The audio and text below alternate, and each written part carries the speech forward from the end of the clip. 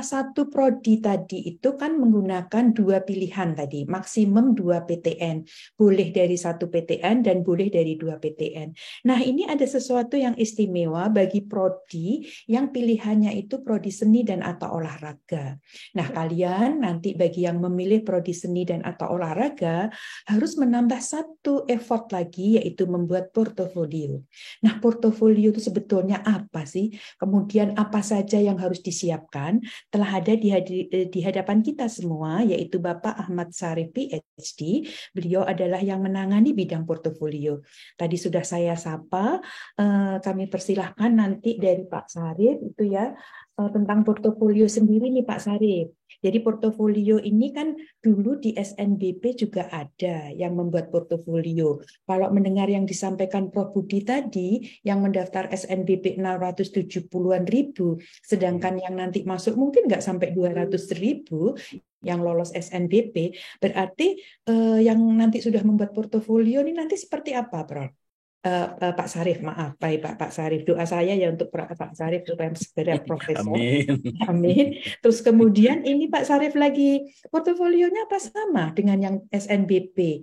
Jumlahnya misalnya apa dulu seni pedalangan, kemudian seni tari dan itu apa sama? Kemudian kalau mau lihat syarat-syaratnya ada di mana saja, mungkin dari Pak Ahmad Syarif bisa menjelaskan secara singkat kepada calon mahasiswa Indonesia. Baik, Dipersilakan. terima kasih Bu Is. Baik adik-adik sekalian, Bapak Ibu yang hadir di kesempatan kali ini, saya bisa sampaikan. Untuk portofolio sebetulnya dari tahun lalu ada penambahan satu kelompok portofolio, yaitu adanya sentra tasik. Jadi tahun lalu itu ada 10, mulai dari olahraga, seni rupa, seni tari, seni musik, seni karawitan, etnomusikologi, teater, fotografi, film dan televisi, pedalangan, dan tahun ini ada penambahan yaitu untuk yang sentra tasik. Detail informasi untuk masing-masing portofolio itu ada di laman. Silahkan diakses di laman SNPMB. Apabila adik-adik nanti melihat ada unduhan, nah di situ mungkin Bois bisa menampilkan juga begitu ya, akses ke lamannya supaya nanti adik-adik sekalian juga bisa melihat di mana informasi sesungguhnya untuk yang portofolio. Kemudian berikutnya lagi, tadi sudah disampaikan oleh Bu Is, apakah mereka-mereka yang tahun ini ikut SNBP kebetulan tidak diterima, tetapi ingin mendaftar lagi di prodi yang sama atau sejenis, di perguruan tinggi lain atau di perguruan tinggi yang sama, apakah boleh menggunakan portofolionya? Silahkan. Jadi dapat menggunakan portofolio yang kemarin sudah diunggah. Mengapa demikian? Karena informasi portofolio untuk SNBP itu sama dengan apa yang ditampilkan untuk SNBT. Jadi portofolio SNBP itu sama dengan portofolio SNBT. Ya. Jadi ada sekalian bisa ngecek ini di laman ada dokumen dan file template. Nah, yang harus digarisbawahi adalah ini. Bahwa untuk pengisian portofolio, adik-adik sekalian harus menggunakan dokumen dan file template yang sudah disediakan. Tidak menggunakan template yang bikinan sendiri. Karena kalau membuat sendiri, kemungkinan besar portofolionya tidak akan dinilai. Jadi untuk adik-adik sekalian, mohon sekali memperhatikan jenis dokumen yang diminta, lalu template yang diminta seperti apa. Semuanya sudah tersedia di laman. Informasi detailnya juga sudah ada. Itu ya. Nah, portofolio yang wajib ini, portofolio itu wajib dicantumkan bagi peserta yang mendaftar memang ke program studi dalam bidang seni dan olahraga. Tetapi adik-adik sekalian juga harus ngecek di laman PTN-nya masing-masing yang menjadi tujuan. Karena mungkin saja, walaupun program studinya, misalnya disebutkan program studi tertentu, begitu, tapi persyaratan portofolio yang berbeda. Mungkin saja. dimungkinkan seperti itu. Ya. Jadi misalnya ada program studi sentra Tasik, tapi tidak mempersyaratkan portofolio sentra Tasik, tapi malah mempersyaratkan misalnya portofolio teater atau portofolio musik. Itu yang harus diikuti. Silahkan dibaca di persyaratan yang ada di PTN-nya masing-masing. Persyaratannya apa portofolionya? Baik, ini informasi silahkan nanti bisa diakses. Mungkin itu dulu ya, Bu Is ya.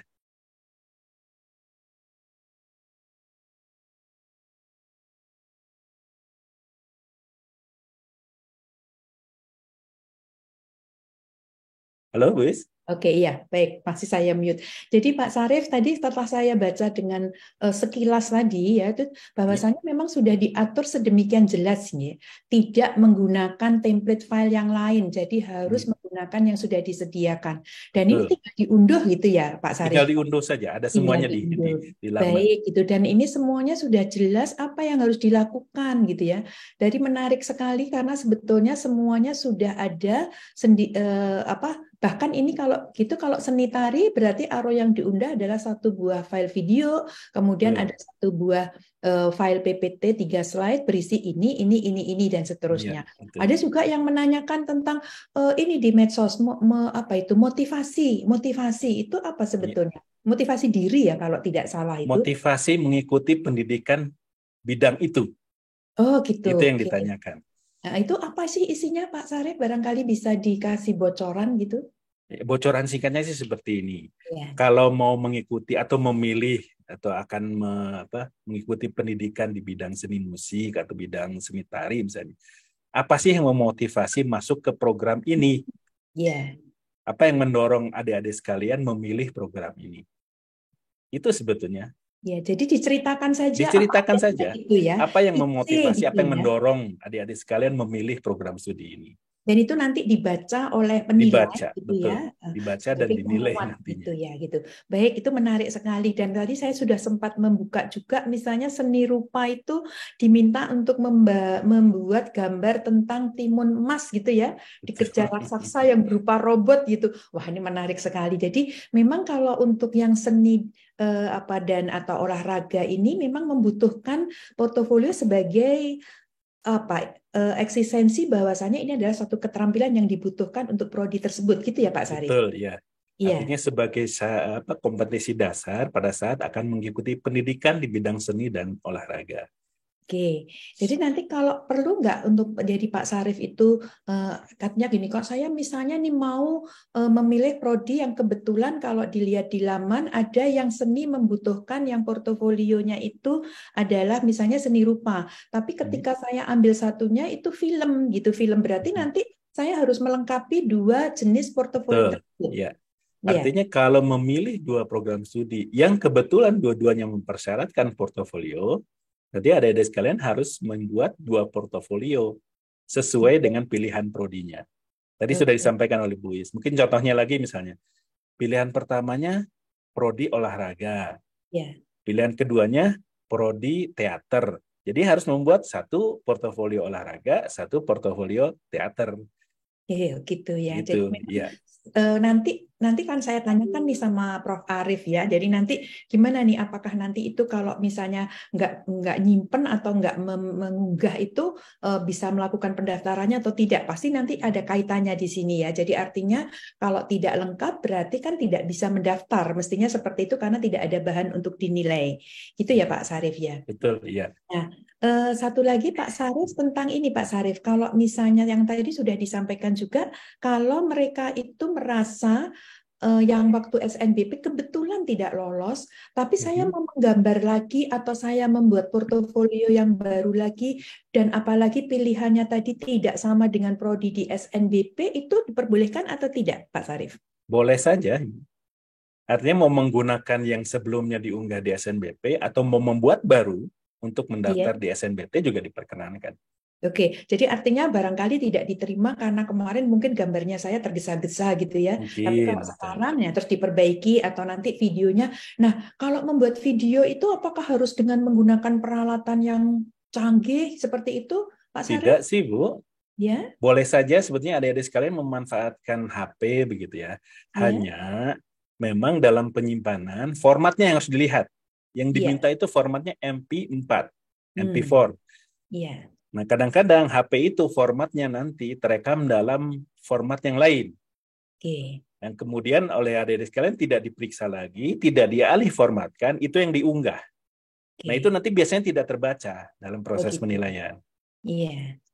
Jadi artinya setelah diunggah mestinya dicek kembali Dicek gitu ya. kembali formatnya, Dicek betul. kembali Iya, formatnya. Selain sudah mengikuti panduan tadi itu, persis seperti yang diminta, kalau misalnya katakanlah ada batasan maksimalnya, harus diikuti sesuai apa yang ada di dalam juknisnya tadi ya, petunjuk teknis. betul.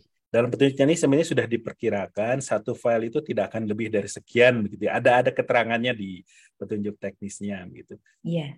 Artinya Baik ya. kalau lebih dari itu biasanya pengambilannya itu kemudian dilakukan tergesa-gesa atau dilakukannya itu apa terlalu keasikan gitu ya rekamnya Iya. sehingga kemudian filenya jadi terlalu besar sehingga tidak bisa diunggah. Iya, sampai durasinya juga diatur ya Pak Sarif. Diatur ada, ya. Durasinya ada semua. Wah, terima kasih ini sudah penjelasan yang pencerahan ini buat teman-teman. Boleh ada bocoran Pak Sarif kalau yang di SNBP itu apa banyak ya yang mendaftar di Prodi Seni dan atau Olahraga? Itu cukup banyak atau tidak, Pak?